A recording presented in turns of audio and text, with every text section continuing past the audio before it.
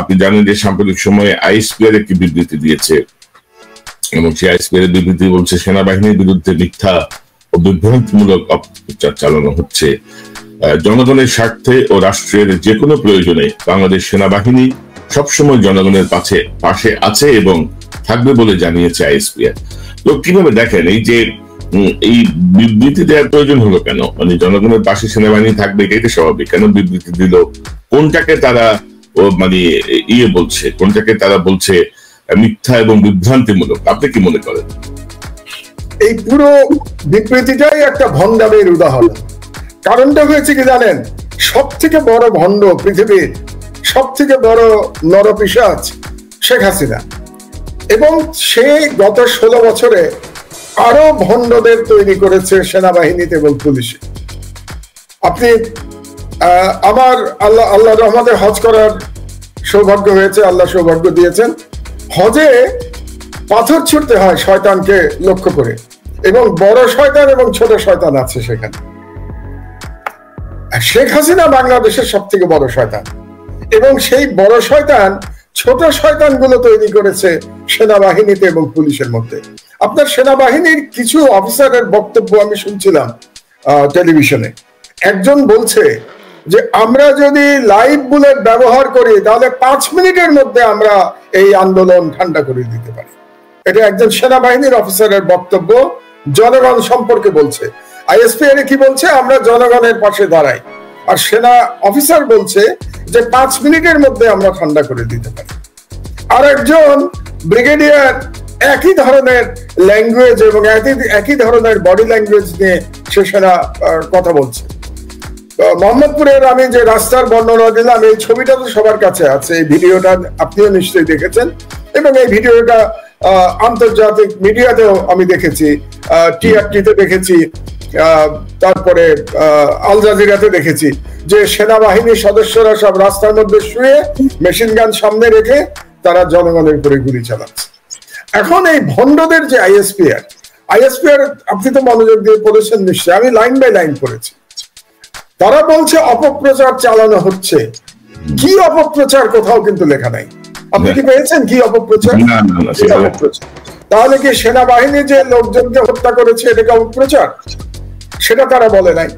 সেনাবাহিনী যে বাড়ি বাড়ি দেখিয়ে দিচ্ছে, পুলিশকে দেখিয়ে দিচ্ছে, এবং পুলিশ গিয়ে সেখানে লোকজনের উপরে গুলি করছে এবং সেনাবাহিনী পুলিশকে পাহারা দিচ্ছে গণহত্যায়, এটা কি অপপ্রচার? এটা কি মিথ্যা? সেনাবাহিনী কি বলবে এটা মিথ্যা? অবশ্যই না। হেলিকপ্টার থেকে গুলি চালানো হচ্ছে, সেনাবাহিনী নিজেই স্বীকার করেছে, র্যাব, যে তারা সাউন্ড গ্রেনেড এবং টিয়ার শেল নিক্ষেপ করেছে। এটা কিন্তু র্যাব নিজে স্বীকার করছে, মানে গুলিটা স্বীকার করছে না, কিন্তু তারা স্বীকার করছে হেলিকপ্টার থেকে তারা বাংলাদেশের জনগণের উপরে সাউন্ড গ্রেনেড এবং টিয়ার গ্যাস শেল নিক্ষেপ করছে হেলিকপ্টার থেকে জনগণের উপরে। এটা কি মিথ্যা? এটা কি অপপ্রচার? এবং এই সেনাবাহিনী বাংলাদেশকে যে ভারতের হাতে তুলে দিয়েছে, এটা কি অপপ্রচার? বাংলাদেশের প্রত্যেকটা আর্মি চিফ যে ভারতের নির্দেশে অ্যাপয়েন্টেড হয়, এটা কি অপপ্রচার? যেটা আপনার অনুষ্ঠানে, আপনার মনে আছে নিশ্চয়ই, জেনারেল সরওয়ার্দী নিজে আপনার অনুষ্ঠানে বলেছিলেন, ভদ্রলোক জেলে বোধহয় এখন, সরওয়ার্দী বলেছিলেন যে ভারতের নির্দেশ ছাড়া বাংলাদেশে কোনো আর্মি চিফ নিয়োগ দেওয়া হয় না। এটা কি অপপ্রচার? আপনি জানেন যে বাংলাদেশকে যখন মঈন ভারতের হাতে তুলে দিল 1/11 সময়, সেটা কি অপপ্রচার ছিল? প্রণব মুখার্জি তার বইতে যে লিখেছিলেন যে মঈন তার চাকরি বাঁচানোর জন্য তার কাছে হাতে পায়ে ধরেছিল, এটা কি অপপ্রচার? এই সেনাবাহিনী চোখের সামনে 57 জন সেনা অফিসার নিহত হয়েছে বিডিআরে, এবং এই সেনাবাহিনী তাকিয়ে তাকিয়ে তামাশা দেখেছে, একটা গুলিও ছুটতে যায় নাই। তাদের ব্রাদারদের, তারা তো সব ব্রাদার বলে, ব্রাদারদের বাঁচাতে যায়নি। তাদের 2 দিন ধরে অত্যাচার চলেছে পরিবারের উপরে, নারীদের উপরে অত্যাচার চলেছে, তারা কেউ বাঁচাতে যায়নি। এটা কি অপপ্রচার? তারা ভারত যখন প্রায় প্রতি মাসে বা প্রতি সপ্তাহে বাংলাদেশের জনগণকে খুন করছে ইয়েতে কি বলে বর্ডারে, এবং এই সেনাবাহিনী শুধু চুপ করে আছে না, এই সেনাবাহিনী তাদের বক্তব্যে এটাকে সমর্থন করে, ভারতকে সমর্থন করে তারা বক্তব্য দেয়।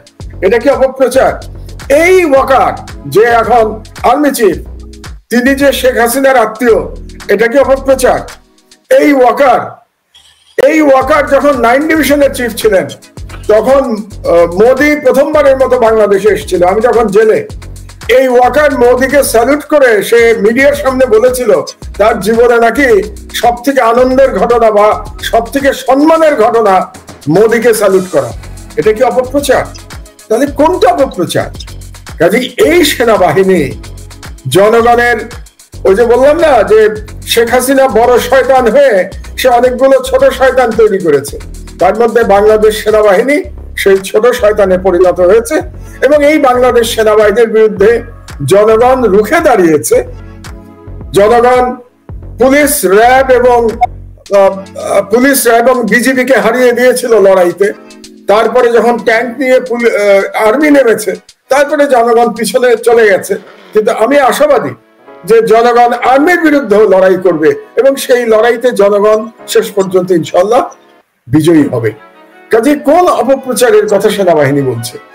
এদের যদি বিন্দুমাত্র বিবেক, বিন্দুমাত্র লজ্জা থাকতো, তাহলে এই সেনাবাহিনী এতক্ষণে শেখ হাসিনাকে বলার কথা ছিল যে এত রক্তপাতের পর আপনার আর বাংলাদেশের প্রধানমন্ত্রী হয়ে থাকার কোনো লিগ্যাল কিংবা মরাল রাইট নাই, কাজে আপনি এই মুহূর্তে পদত্যাগ করেন। এটা তো করছেই না। তারা জনগণের উপরে গুলি চালাচ্ছে এবং আমরা যারা তাদের এই ভয়ানক চরিত্র আমরা তুলে ধরছি, এই তুলে ধরারকে তারা বলছে অপপ্রচার। কিন্তু এগুলো বলে লাভ নাই কোনো, বুঝলেন? জনগণ এদেরকেও চিনে গেছে, শেখ হাসিনাকেও চিনে গেছে এবং জনগণ বুঝে গেছে যে বাংলাদেশের সব থেকে বড় শত্রুর নাম হচ্ছে ইন্ডিয়া। এবং সেই ইন্ডিয়ার বাংলাদেশে হিন্দুত্ববাদী দিল্লি শাসনের যে প্রতিনিধিত্ব করছে বাংলাদেশে, তার নাম হচ্ছে শেখ হাসিনা। এবং এই হিন্দুত্ববাদী ভারতের গোলামি করছে দুর্ভাগ্যজনক ভাবে বাংলাদেশের সেনাবাহিনী। কাজে সেনাবাহিনীর বিরুদ্ধেও আমাদের রুখে দাঁড়াতে হবে। এবং যদি কখনো জনগণের সরকার প্রতিষ্ঠিত হয়, তাহলে এই সেনাবাহিনী অফিসারদের প্রত্যেকের বিচার বাংলাদেশে করতে হবে, যেমন বিচার শেখ হাসিনা করতে হবে। যেমন সেনাবাহিনীর সাবেক কর্মকর্তা বলেন বা বর্তমান সময়ে অনেক রানিং যারা আছে, তারাও ধরেন বিভিন্ন সময় বিভিন্ন তথ্য আমাদেরকে যে দেয়, তারা কিন্তু বলে যে ভাই জুনিয়র লেভেলের সবাই কিন্তু ক্ষিপ্ত, সৈনিকরা খুবই ক্ষিপ্ত, তো মিড লেভেল অফিসাররা কিছু করতে পারতেছে না, এই রকম নানা ধরনের তারা বক্তব্য দেয়। এখন ধরেন কেন করতে পারবেন না? অর্থাৎ আপনার এই ক্ষোভে আমার কি আসে যায়? এগুলো গা বাঁচানো কথা, গা বাঁচানো কথা বলে লাভ নাই। আরেকটা কথা বলি আপনাকে, রিটায়ার করার পরে হিরো হয়ে লাভ নাই। রিটায়ার করার পরে যারা হিরো হয় তাদেরকেও জনগণের চিনে রাখা দরকার। রিটায়ার করে যাওয়ার পরে টকশোতে এসে বড় বড় কথা বলবেন, এটা মানা যাবে না। আপনি চাকরিতে থাকা অবস্থায় কি ভূমিকা পালন করেছেন সেটাই জনগণের কাছে বিচার্য হবে। এবং আমি মনে করি বাংলাদেশের জনগণের ভুল ভেঙে গেছে। বাংলাদেশের জনগণ ভুল করেছে, শেখ হাসিনাকে চিনতে ভুল করেছে। 2008 সালের নির্বাচনে শেখ হাসিনাকে চিনতে বাংলাদেশের জনগণ ভুল করেছে, কোনো সন্দেহ নাই। কিন্তু আমার মনে হয় সকল ভুল এখন ভেঙে গেছে। ভণ্ড শেখ হাসিনার চরিত্র জনগণের কাছে পরিষ্কার, সেনাবাহিনীর চরিত্র জনগণের কাছে পরিষ্কার। কাজেই এগুলোর সব বিচার হবে বাংলাদেশে ইনশাআল্লাহ। এবং আমরা সেনাবাহিনী যে হত্যাকাণ্ড চালাচ্ছে, এগুলো নিশ্চয়ই আমরা আন্তর্জাতিক বিশ্বের কাছে তুলে ধরবো।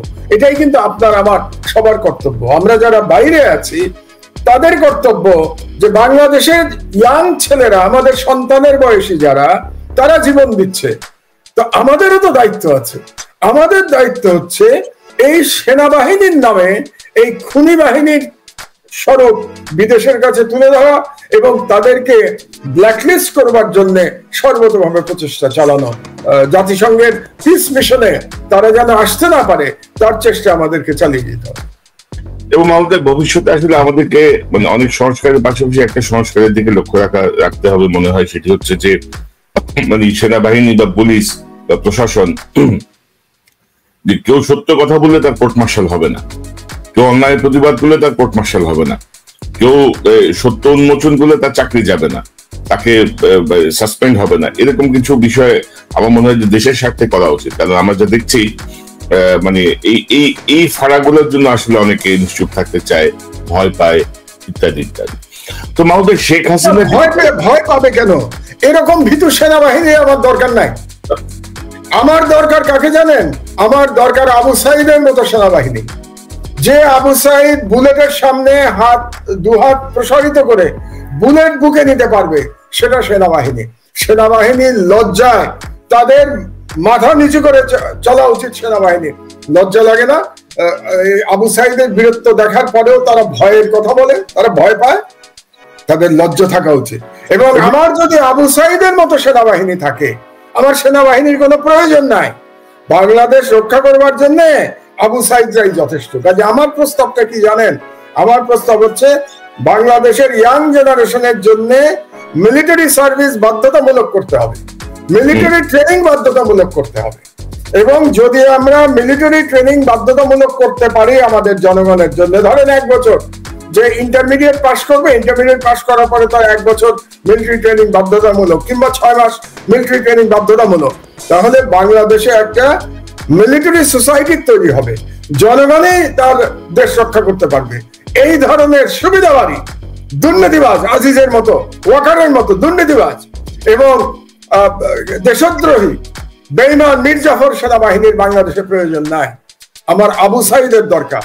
আবু সাইদ, শহীদ আবু সাইদের মতো যদি আমার 1 লক্ষ শহীদ আবু সাইদ থাকে সিভিলিয়ানদের মধ্যে, এটাই বাংলাদেশকে রক্ষা করার জন্য যথেষ্ট। এইসব জেনারেল ওয়াকারদের আমাদের কোনো প্রয়োজন নাই। জেনারেল ওয়াকারদের বিচারের কাঠগড়ায় দাঁড় করানো। এবং এই জাতীয় ট্রেনিং কিন্তু আমেরিকা, লন্ডন সহ পৃথিবীর উন্নত সকল রাষ্ট্রেই আছে। কিন্তু একটা সার্টেন এজের পরে প্রত্যেককে একটা সামরিক প্রশিক্ষণ নিতে হয়। এই জন্য আমি প্রস্তাব দিয়ে রাখলাম, যারাই আসুক ক্ষমতায় শেখ হাসিনার পতনের পরে, যারাই দেশের দায়িত্বভার গ্রহণ করুক, তাদের এটা চিন্তায় রাখতে হবে যে আমাদের অবশ্যই ইয়াং জেনারেশনের জন্য মিলিটারি ট্রেনিং বাধ্যতামূলক করতে হবে, যাতে আমরাই আমাদের দেশ রক্ষা করতে পারি।